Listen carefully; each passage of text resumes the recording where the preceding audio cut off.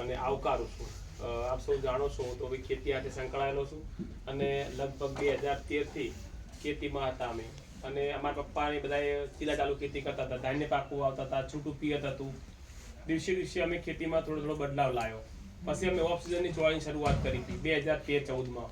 અને ચોળી અમે લોકો માર્ચ મહિનામાં વાવતા હતા, અમે માર્ચ મહિનામાં વેચવાનું ચાલુ હતું। આજે પણ તમને મેં ચોળીનું ખેતર બતાવશું, ત્યાં વીણવાનું હવે આવવાની તૈયારી છે।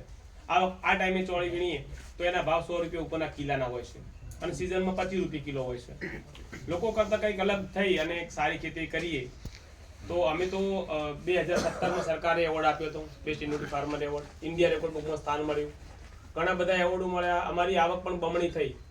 પણ મને એવું હતું કે મારી આવક બમણી થાય કે 10 ગણી થાય, તમને બધાને શું ફાયદો? બીજા ખેડૂતોની પણ આવક બમણી થવી જોઈએ, બીજા ખેડૂતો પણ સારી ગાડીમાં ફરતા થવા જોઈએ, એવું મારું સપનું હતું કે દરેક ખેડૂત સુખી સમૃદ્ધ બને। એના પછી અમે વિડીયા બનાવવાનું ચાલુ કર્યું હતું અને અમે પહેલા તાલીમો લીધી તમારી જેમ, પછી તાલીમો આપવાનું ચાલુ કરી અને આજે અમારા ઇન્સ્ટાગ્રામ ને યુટ્યુબ ને ફેસબુક બધી જગ્યાએ સારો આવકાર મળ્યો। દેશ અને દુનિયામાં બધા લોકોએ અમને ફોલો કર્યા છે।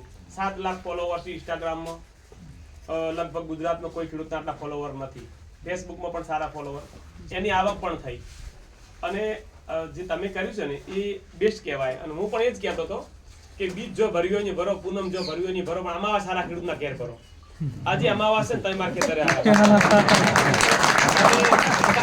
અમાવાસ ભરી છે અને આપણા વડવાઓ પણ એવું કહેતા કે જીવ્યા કરતા જોયું ભલું, જીવ્યા કરતા જોયું ભલું, એકવાર જોવાનું।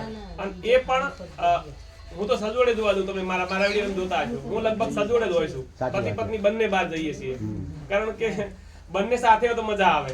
એટલે અમે એ બંને જણા સાથે ઘડીક શિમલા જવાનું